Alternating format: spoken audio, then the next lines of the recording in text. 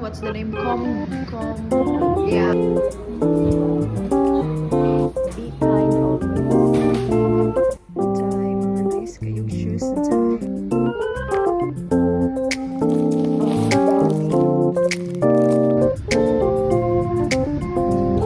May ikukwento ako sa inyo na nakakalokang pangyayari.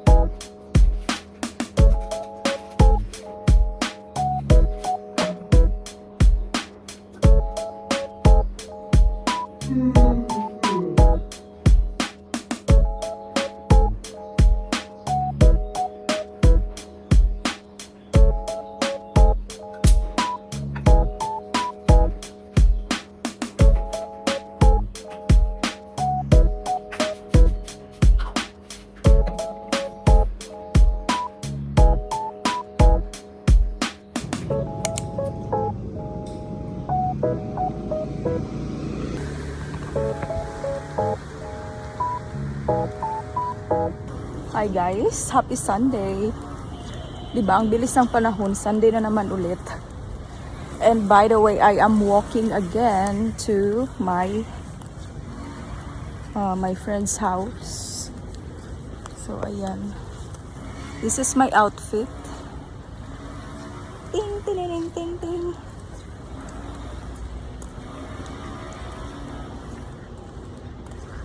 Walk and walk.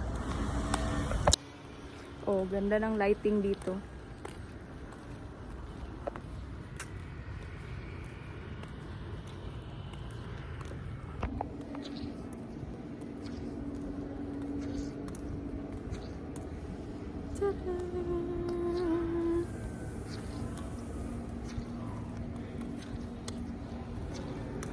Grabe akong bilbil. Bilbil yarn. Oo. Kalit ra ngit-ngit ay murag buang.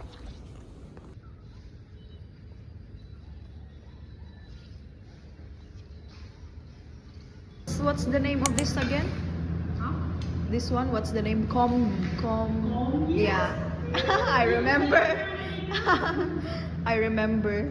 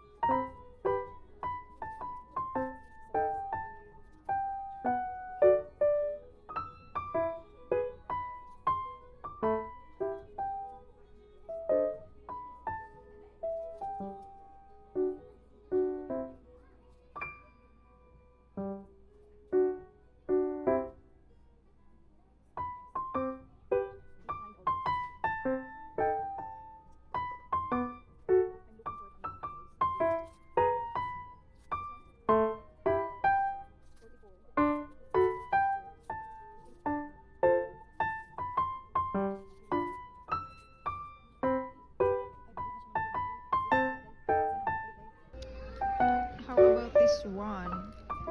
It's 14K. Sige, kanina lang. Cute, cute.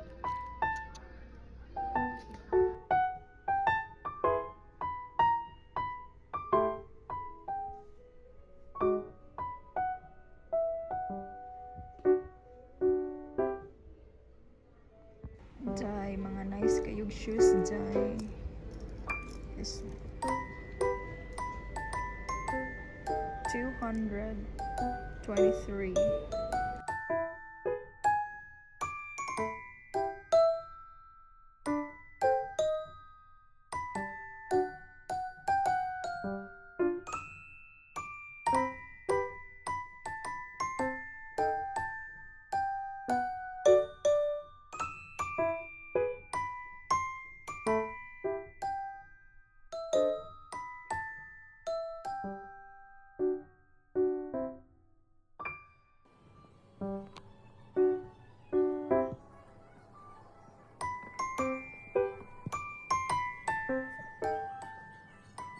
What's up, people? I'm home.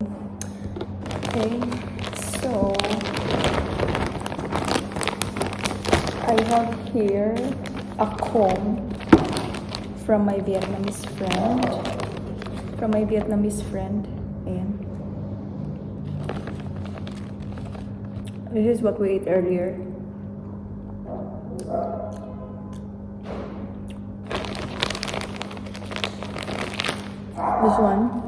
This is a lotus fruit, or I think flower or beans, I don't know, but this is from the lotus plant, this one, the circles, and it tastes good. Oh, sorry. Anyway, so this is what I got from the supermarket. I have a notebook here. Downy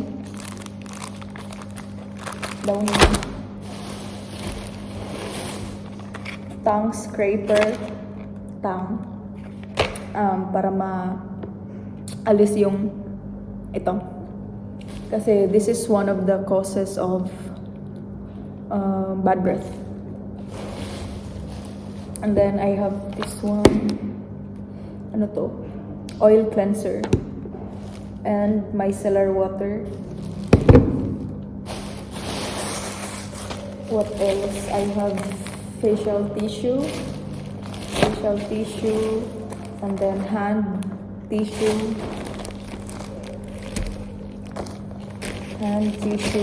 but I rarely use that for hand. And this one,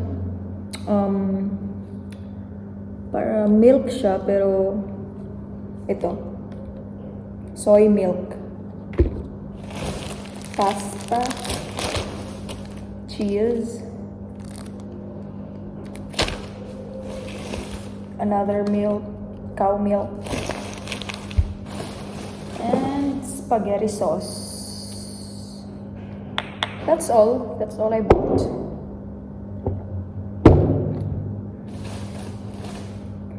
Okay, let's clean this up first kasi magulo.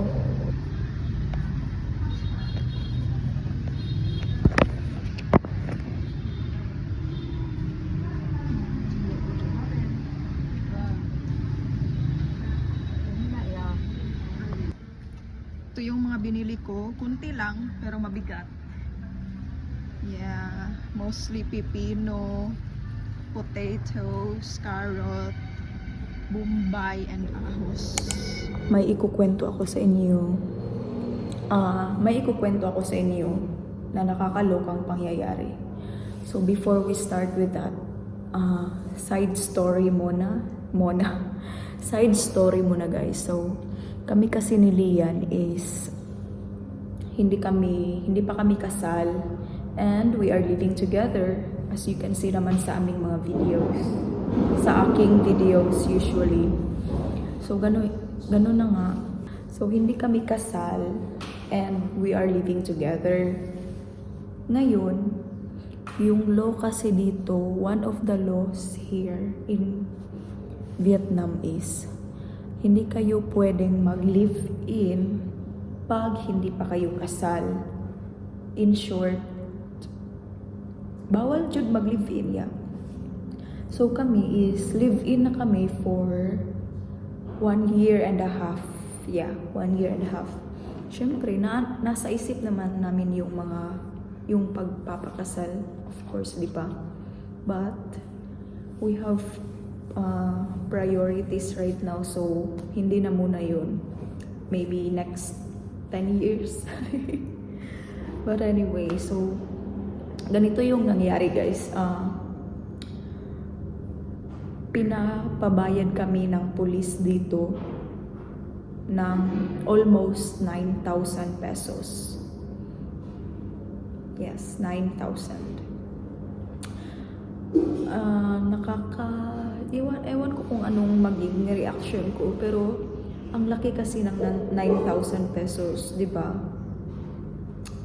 So, nakakalungkot na parang nakakainis. Pero anong magagawa namin? This is their country. Sampid lang kami dito. Sampid. So, yeah.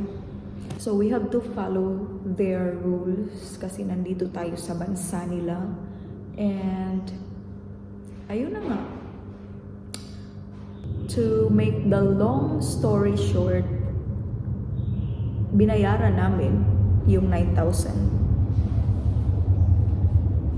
Binayaran namin and yeah.